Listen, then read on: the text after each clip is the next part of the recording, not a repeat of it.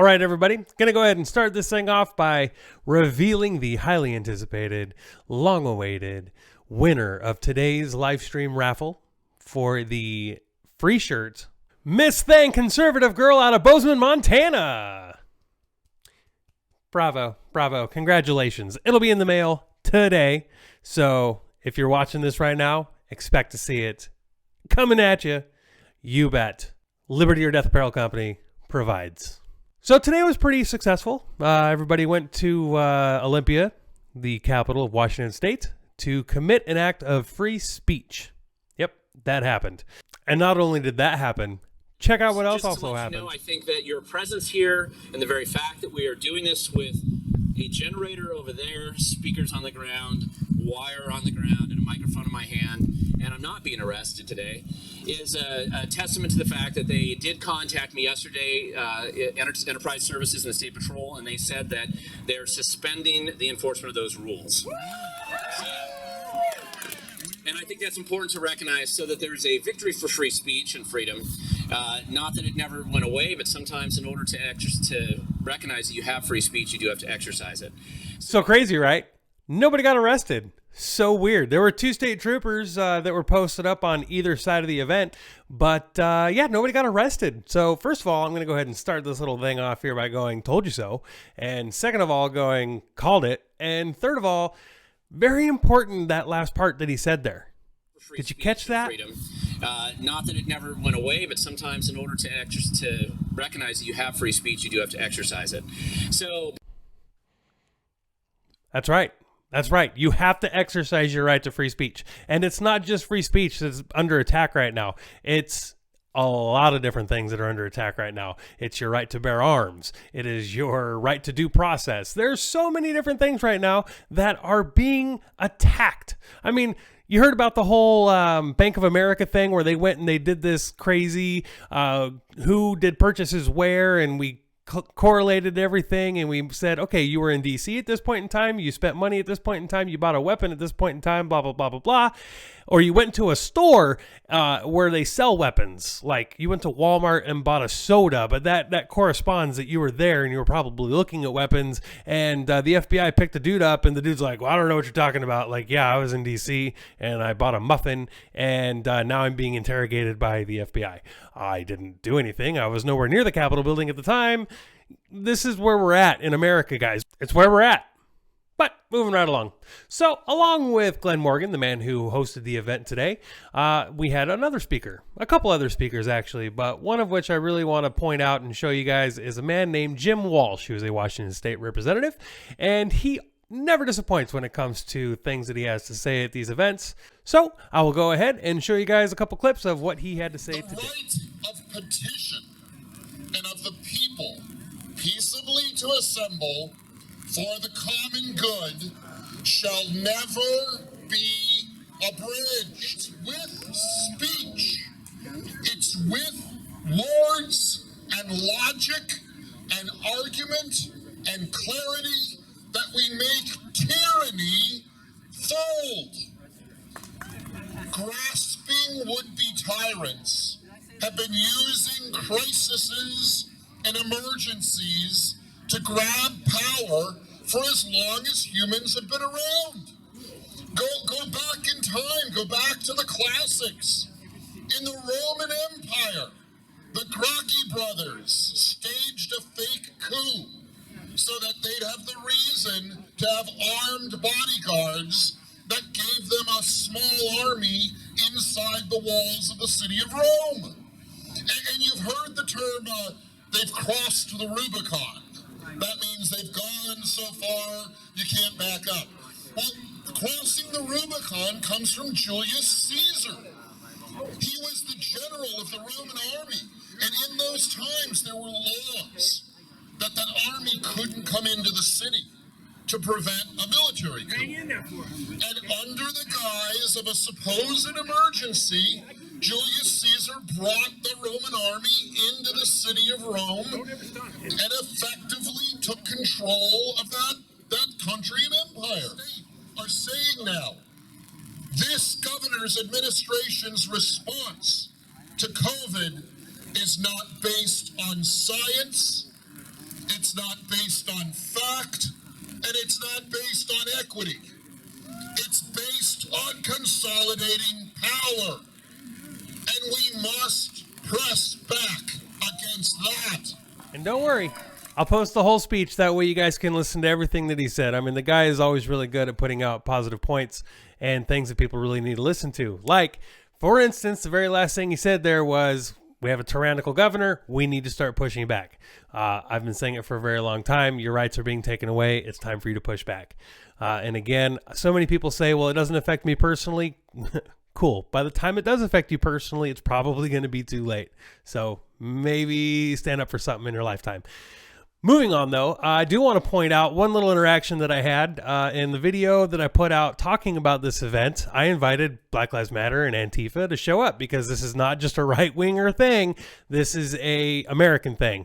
Everybody, it affects everybody. The fact that your free speech is getting trampled upon, the fact that the people are in charge are doing everything they can to exercise as much control as they possibly can. This is a thing that affects all Americans, not just Republicans, not just conservatives, not just libertarians or whatever you want to call a right-winger. It affects everybody. And some people took me up on that. Thanks for the invite. Thanks for the invite. Appreciate it. The invite, man. Yeah. Hey, no, Video. You're like, Antifa's welcome as well. everybody's welcome. Should be welcome for the first day, right? It's true. Yeah. Nobody should be like kicked out of rallies for Nobody. First Amendment rally, right? That's right. That'd be a little hypocritical, right? 100%. A little dishonest. Yeah. But see, you're saying that being facetious, but that's actually true. Like, you guys have every right to be here as anybody else does.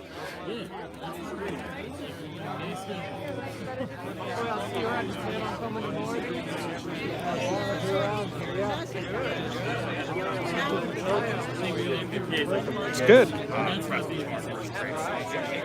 I mean, I realized that you guys couldn't really hear. I'm going to turn the camera around. I do apologize for that. Don't worry, I will get that fixed.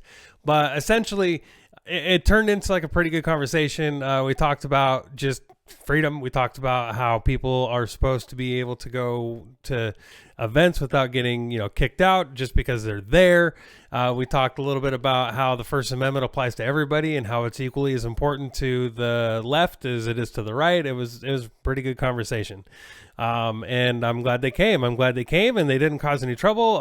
Those two guys right there, they did not point their cameras at people, during the speeches. They actually record the speeches themselves.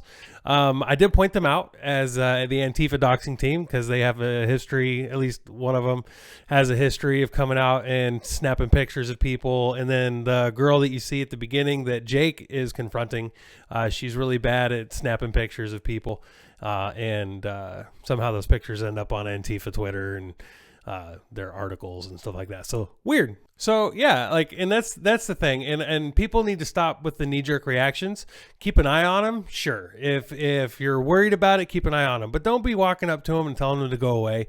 Don't be walking up to them telling them that they're not welcome here, because if they're not doing anything wrong, they're welcome there. They should be welcome there. Now, if you look over and you see them snapping pictures of people, go up and confront them and be like, hey, could you just not do that? And if, they don't stop, well, then make an issue out of it. That's perfectly justifiable and so on. But if you just keep walking up to these guys as they're sitting there trying to learn, like I watched them the whole time they were there, and the whole time they were there, they were intently listening to the speeches, and they didn't disagree with anything as far as, during our conversation, they didn't disagree with things that were said. They were like, no, yeah, we get that. We understand that. We're on the same side of that. We agree with that. And it was good. And that's the kind of stuff I've been trying to talk about. That's the kind of stuff that I've been trying to convey, is that we need to have these conversations. We need to have conversations with people and find that common ground, because could you imagine, just honestly, truly, could you imagine the numbers of Antifa and Black Lives Matter and the numbers of the Patriot rallies and stuff that have been going on, and if they actually could unite for one common goal? In theory, everybody, both sides think that we have a tyrannical government who's completely overreaching. Now, the left might believe one way, that the government's overreaching in this manner, and then the right's believing that the left's, or that the government is overreaching in this manner. And we might not even agree even remotely close to what the government's overreaching, but we can agree that there is overreach. Weird. Maybe we could find some common ground there too. You know, maybe we could have a rally where we got right-wingers sitting there talking about how the government's, doing all these horrible things, and then we alternate speakers. You know, Antifa has a speech, right-winger has a speech, left-winger has a speech, right-winger has a speech. And even though the details might be different, the message is still the same. Wow, that would actually, maybe make some change. Huh, that's weird. What a crazy, crazy idea. All right. Moving right along. So after the conversation with those guys, I went on down to the road where there was a flag wave going on, and there was a vendor who set up a canopy so he could sell, Patriot gear and Trump gear and stuff like that. And he was being confronted by the parks people, the agency that's in charge of the Capitol grounds and so on, and there were 2 state troopers there. This is what happened there. What'd they do? Did they give you a reason? Their rules for, Did you ask them about the rules being suspended? oh, hey, come on, we'll do this last one. So it's only the speakers that have been suspended, like speaker stands and mic stands and all that? As we evaluate the practice we've been doing over the last, actually, for a long time, for years, we suspended the action of the speakers coming and being placed on the ground. It's really the generator, the fuel, those types of issues. So that was temporarily suspended until we conduct thorough evaluation. Even though those rules have not been enforced for the last 5 years? So they have been enforced over the past 5 years. The difference is we've been permitting events historically over time, and we're able to navigate to safe ways and appropriate ways to do that. What's been happening, unfortunately, over the last 8 months or so, we haven't been permitting events because of the pandemic. And so it put us in this really strange place. But for the last 4 or 5 years or so, there's been tons of non-permitted events that have had canopies, barbecues. We have enforced those. They've stayed, and nobody's been threatened with trespassing or any criminal activity at all. I don't agree with you. I've been here for the last 6 years, and I know it's still a fact that we have. So any event that has been held here that has had canopies and sound equipment and so on, they've had a permit. That's what you're saying? Not in every case, but when we're aware of it, we address it if it's something that doesn't comply with the campus public space rules. And you would be aware if 1,000 people showed up and there were canopies and sound systems and so on that were not permitted. Okay. All right. Thanks. Absolutely. All right. I guess I have my research to do. And yes, I have already reached out to a lot of the organizers that I know are very anti-permit, and I'm going to probably do a separate show just on that alone. So I look forward to doing that. I look forward to, my big thing that I talk about all the time is I don't like lying. I don't like hypocrisy. I don't like double standards when it comes to equal justice under the law. I require equal justice under the law. I don't like favoritism. I don't like people going, ooh, we've had this law where you're not allowed to spit on the sidewalk. We've had it on the books for, about 100 years or so, but we're just going to start enforcing it now. Don't like that. One of the biggest key moments where people stopped backing the blue was down in Portland when all of a sudden Portland PD was sitting there giving people jaywalking charges because they were jaywalking tickets because people were standing in the street. That's never been a problem in Portland before. It just so happened that it was a problem because there were some people having no joke, a Back the Blue rally, and Antifa came to stand against them. So their method of making people stay on opposite sides of the road was to give people citations. I don't like that. If you're going to enforce the law all the time. If you're not going to enforce the law, then maybe we should probably get it off the books. But this whole picking and choosing thing when it comes to enforcing the law, not a fan. And the same thing goes with the Capitol grounds.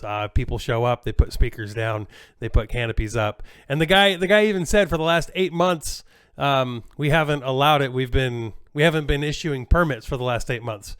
That's funny because right before January 6th, there was a couple rallies at the Capitol steps with canopies and vendors and so on. So that was before the fence. That was definitely within that 8-month mark. So I'm really curious as to when they started enforcing it and when they apparently weren't letting people have permits.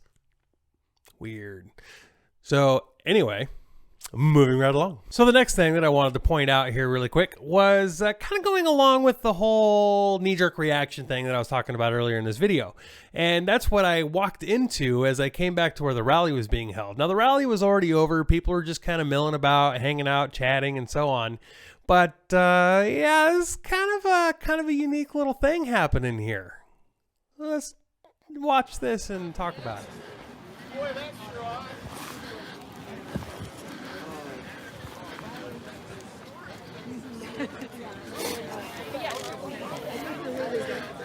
So this guy's There's more. They're wearing masks. Come on, guys. Freedom loving Americans, take off your mask. Exactly. Go for it. We have the freedom to wear a mask if we want. You misunderstand freedom. It's to the individual, you retard. You really misunderstand freedom and Marxism. It's really stupid. Don't put that on me. I'll be the first one to hear something. Don't you heard of COVID?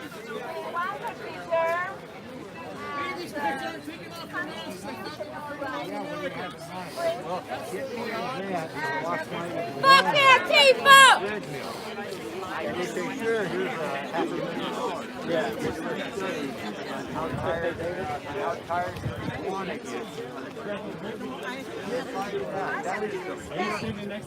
Free for our people's rights.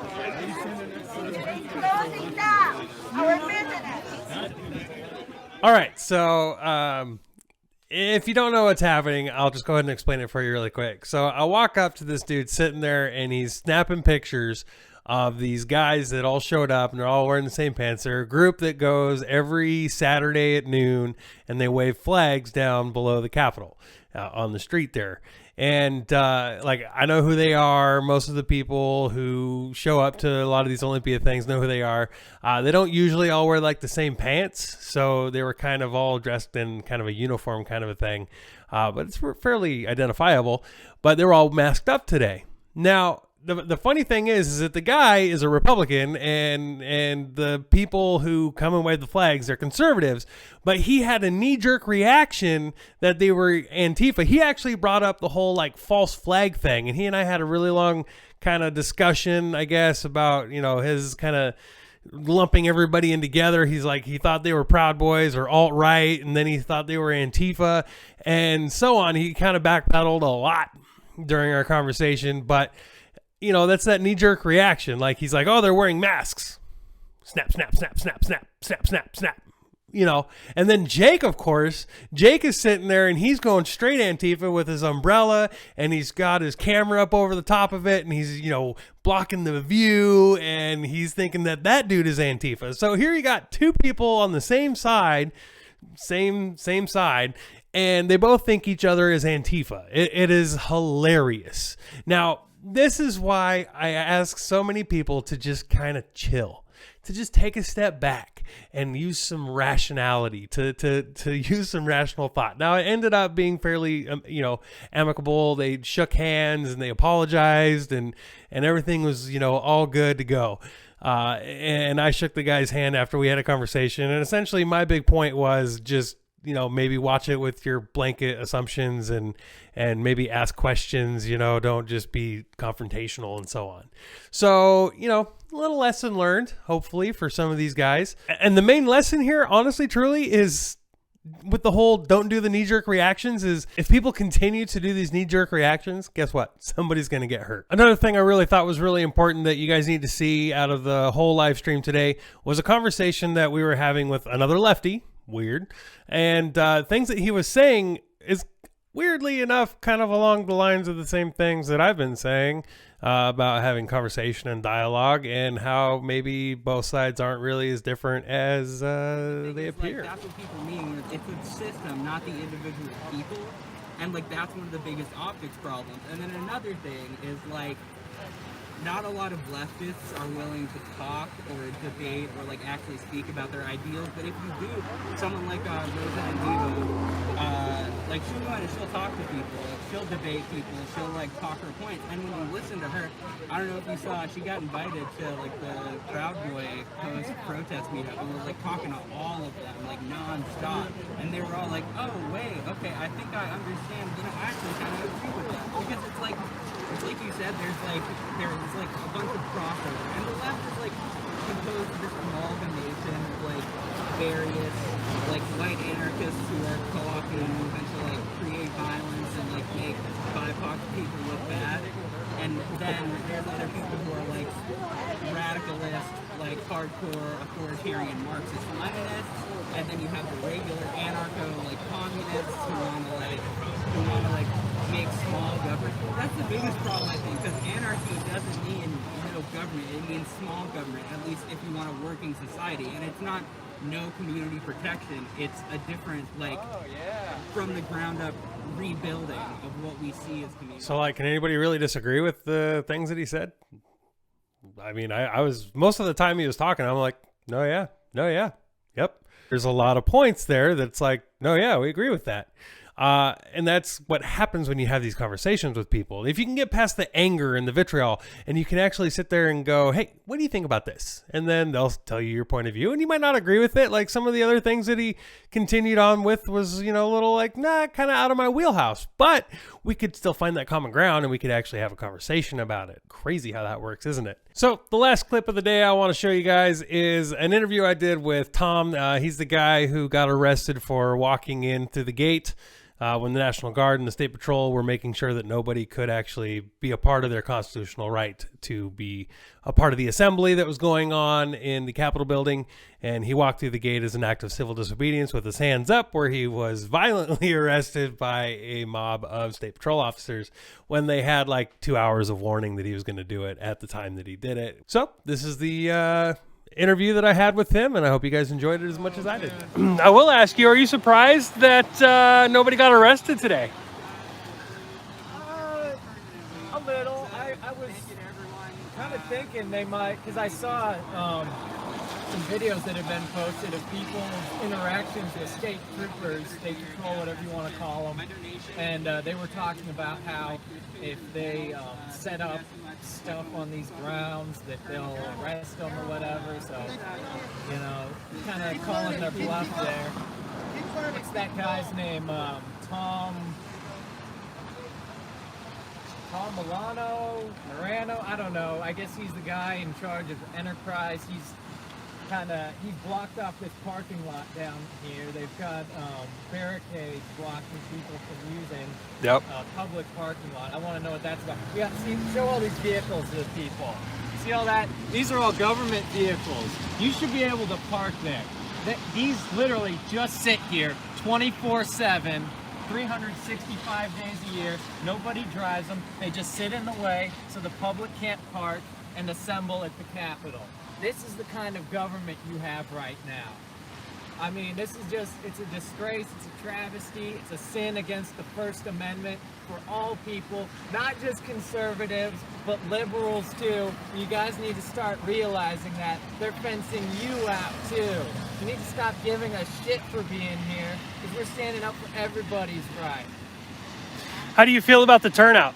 The turnout, I was a little disappointed, honestly, but it wasn't promoted a lot, I don't think. I think... just between me and, what's his name, Glenn? Gary? Glenn, yeah. Glenn promoted it on his YouTube channel, but it was like, I promoted it a little bit, kind of last minute, and Antifa got onto the video I posted, and they're like, I was reading some of their conversations, and they were talking about how this event wasn't posted in any of the major groups, so for being that it wasn't promoted a lot, I feel like it was good turnout. How do you think we can change that? Maybe get more people to show up for First Amendment events? People need to get a pair. I'm going to be honest. I mean, it's Saturday. I know thousands of people, thousands of conservatives in this state are off today, have nothing better to do, but people are afraid of getting arrested, getting doxxed, you know. Think back to the Revolutionary War. They had a lot to lose too, and because they put everything on the line, we inherited everything we have today. So you got to think in terms of that. Put your big boy pants on, get out here. Nobody got arrested. I mean, you know, you get in as much trouble as you get yourself into at the end of the day. Well, it wasn't even just that nobody got arrested. Did you hear that the agency that's in charge of this suspended the rules? They suspended enforcing any of the rules pertaining to the speakers being on the ground and so on. Really? So you can just arbitrarily flip the switch on that. Yep, that's exactly what they did. They let him know yesterday. They let him know, wrote him an email saying that they're suspending enforcing those rules and they're going to be looking into them. Oh, okay. How long is that going to last, I wonder? Right. Do you think so? Are they basically just picking on small groups of people? That's what it is. That's kind of I gotta say it's kind of weird. It's kind of ironic that you know, somebody actually sat there and said, "Hey, I'm going to go commit an act of free speech and get arrested." Right. And the day before the event, they were like, "Oh, well, you know, we're going to go ahead and not arrest you. We're going to go ahead and make it so you can go ahead and do this thing." And did you saw the tent down here, right? Yeah. Was it a merchant tent? Yeah, it was a merchant tent. Yeah. And so they came down with troopers and told them they had to get rid of that tent or else they're going to get a criminal trespass. Wow. So I asked the guy, him if like why he's enforcing that when the rules were supposed to be like, you know, suspended. Yeah. And he said, "Oh, it's not that rule. We're not going to allow canopies. We're only going to allow the speakers and the microphones and stuff." So I asked him, "Well, why are you all of a sudden enforcing that now when you never did before?" And they said, well, he flat out said that they do enforce it. They've always enforced it forever, as long as he's been there. Exactly. And he said the only people that they allowed to do it is if they had a permit to do it. And I'm like, I know a lot of these guys that host events here at the Capitol that never had a permit because they're very anti-permit. Yeah. But I never saw people coming out, you know, to enforce those rules that we've never heard of before. Have to ask permission to exercise our constitutional right. That's what the Constitution is for. That's our permission slip. That's right. The First Amendment. And I want to bring up another thing that happened. This is a development you may not be aware of. Are you aware of the Sikh Federation? Nope. The Sikhs are they're a group of Indians, of East Indians. They were doing a drive rally today. Yes, they had a drive rally today, and they canceled it because they found out about that fencing. That, you know, that kind of reinforces my point that it's not just us who's being interfered with, it's everyone. They had about 400 cars, even more people, I would imagine. So hundreds of people were going to be here today to protest in solidarity with farmers who are struggling in India, and they were prevented from doing it because of Inslee's little Capitol grounds lockdown mandate. Yep, and they ended up driving to Seattle today. They started in Tacoma and went to Seattle instead of down here. Right. Yep. Yeah, so they had to change the location of their event. This is impacting everybody's rights. Yep, and they're Sikhs. They're Sikhs. Yeah. It's not a bunch of white supremacists or Klan rally or a bunch of just people who like freedom and conservatism and the founding fathers and the Constitution. Like they essentially barred Sikhs from committing an act of free speech. Exactly. Yep, it's the world we live in today. That's the world we live in today, guys. 100%. That is the world we live in today. The world we live in today, where those in charge, those with the power, are doing everything they can to get more power and be more in charge and taking away your God-given, constitutionally secured, what's supposed to be secured, rights. I say it before, I say it every time, and I'll probably end every single video the exact same way. You got to stand up, America. You got to stand up. Don't think it's not coming to you if you don't live here in Washington or California or Oregon or New York or any of these other tyrannical areas. It's coming to you. No matter what, it's coming to you. And if you don't start standing up today, if you don't start standing up tomorrow, it's going to be too late. It's going to be too late.